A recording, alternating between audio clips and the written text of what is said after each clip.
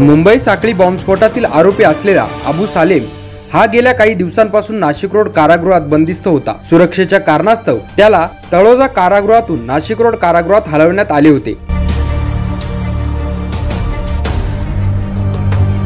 मात्र मध्यरात्रीच्या सुमारास अबू सालेमला न्यायालयीन कामकाजासाठी कडेकोट बंदोबस्तात रेल्वेने नेण्यात आले। यावेळी पोलिसांचा मोठा फौजफाटा तैनात करण्यात आला होता। यावेळी रेल्वेची स्वतंत्र बोगी तयार करण्यात आली होती।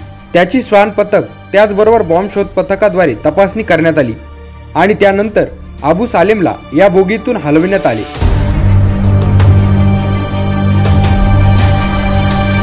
उद्या त्याची कोर्टात सुनावणी होणार असल्याची सूत्रांची माहिती आहे।